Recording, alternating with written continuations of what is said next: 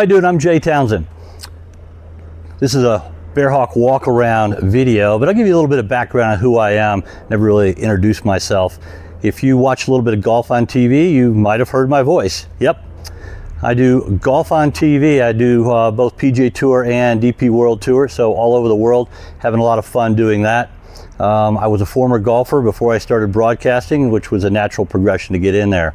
I built an airplane because I wanted to go fishing in really remote places, so it was a 3.5-year labor of love. I travel about half the year with work, so in 3.5 years I built this airplane, and what it comes down to is I skipped probably less than 15 days in the 3.5 years when I was home working on building the airplane. So pretty cool, and took a lot of work, had a lot of great mentorship with my friend Bill, my friend Jay, and then of course support from the Bearhawk family was excellent as well. You can see the cowling is off, so we can look at a couple pretty cool things underneath the cowling. The reason the cowling is off because, well, this little boat anchor of a carburetor is not on there right now. This will be the next video. We'll talk about changes happening after Oshkosh. And this is post Oshkosh, but just doing a little bit of work on the plane, a little bit of upgrading the things. Let's have a look underneath the cowling. All right, first of all, we have an 0360 angle valve. So I'm getting 200 horsepower, a ton of horsepower. Vetterman crossover exhaust, which is supposed to give you a little bit extra horsepower. Plenty of horsepower here on my Bearhawk Companion. I've got a Sensionich ground adjustable 82-inch stole prop. The 82-inch I went for to get off the ground quickly. Our airport here is just under 6,000 feet elevation, obviously high density altitudes in the summertime. Without even trying, no short field takeoffs, I'm off the ground, loaded up with full fuel in 450 feet virtually every single time, unless I just want to roll it off a little bit slower. So I love the performance that I'm getting. We have hot temperatures out here. You can see this right here. This is a plenum with a butterfly in there. I thought it was important to have great cooling. That's a 13-row oil cooler. Tried to kind of overdo it, and I think I probably succeeded, but it does my cooling really well. This plenum has a 4-inch scat tube as opposed to a 3-inch scat tube coming off the back of the venting and the baffling. And 4-inch scat tube doubles the airflow of a 3-inch scat tube, so that was really important to me. Let's have a look at the other side. The polished wing, she got a polished wing. It was a lot of hard work doing that. It took me, I think 12 days, 8 to 10 hours a day, and I did one section at a time. And essentially I had a couple day beard growth the way I do right now, and if I could not see the individual hairs in the reflection in the section of the wing I was working on, it wasn't good enough, and I kept on polishing. So it was a lot of hard work, but in our climate, the wings don't really tarnish or lose that polish.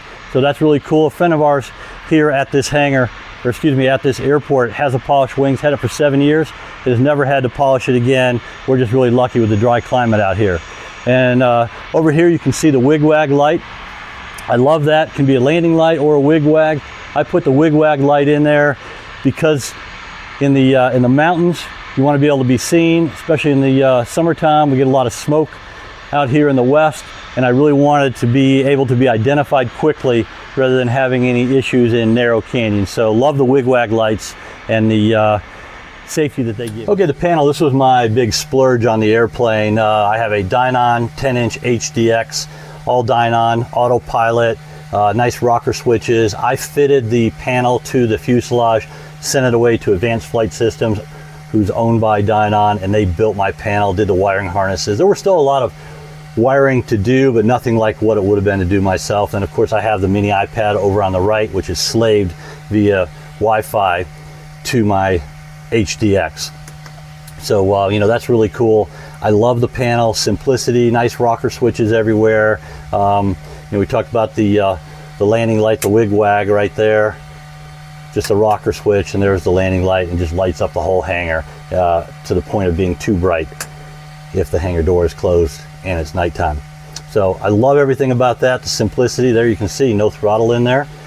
Yep, another tease on the next video. Making a couple changes, upgrading. It's going to be really cool to see.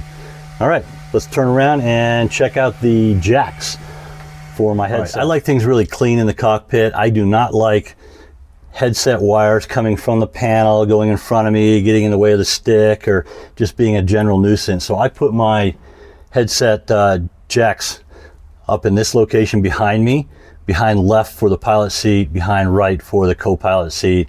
Just a lot cleaner, not dealing with any of that kind of stuff.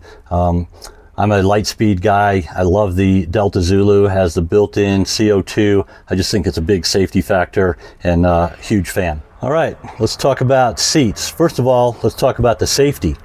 I went with a 5-point harness, retractable. I love the fact that when I'm going into short strips, dirt strips, something might be rough, I have the extra safety of that 5th point on the 5-point harness.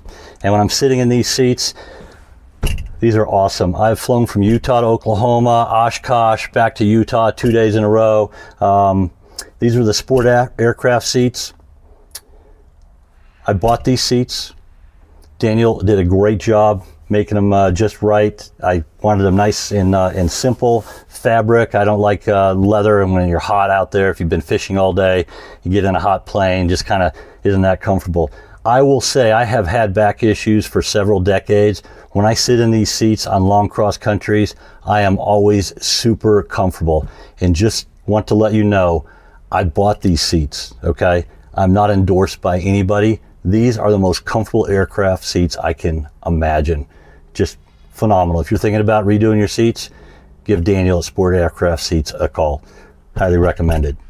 Okay, you guys see a lot of blue. Not painted, this is Oratex. This is the sky blue from Oratex. Super durable, super lightweight. Why did I choose Oratex? Because I do believe it's a little bit more difficult to put on, but I like the lightness. Supposedly you save between 25 and 35 pounds in weight going with the Oratex. Super durable. You can hit it with a hammer. If you make an indention, your heat gun, boom, comes right out. Let's face it, when we're flying backcountry, we're gonna get some rocks and stuff that come up and hit the underside of our horizontal or our elevator, and it is just a quick 5-minute patch. You don't have to repaint. You don't have to touch up paint. I love the Oratex, and once you get the hang of how to put it on, it was really easy. It's just a slow process, and I didn't want to paint. Of course, there's some painting involved on the cowling, the boot cowl, and my good friend Jay Henry, whose hangar I'm in right now, he's a master painter. I did the prep, Jay did the painting, pretty cool. Oratex is not smooth like a wet finish legacy paint. It has a little bit of texture to it. And I kind of frustrated Jay a little bit because on my boot cowl and engine cowling, I asked him to put some texture in. He goes, "You mean you want me to mess this up on purpose?" I said, "Yes, I want it to be textured, finely textured like the Oratex." And he did a great job of doing that. Down on the bottom, I've got a 10-inch Bearhawk tailwheel with a Stinger spring, okay? I'm not big into leaf springs on tailwheel, especially going into rough strips. Leaf springs move in one plane, okay? A Stinger spring, which is a round bar, can move in a 360 spring, so I think less chance to get side loaded on the tailwheel a little bit, which just puts more stress on your fuselage. So I love the Stinger tailwheel. I went with the 10-inch tailwheel mainly because rolling over rocks, it's a little bit better. And then of course up front, I don't have big tires on there. Before I built this plane, I flew all over Idaho on 21s, which essentially 850s, which are 20-inch diameter. I went with the Goodyear 26, which in reality, they're not 26s, okay?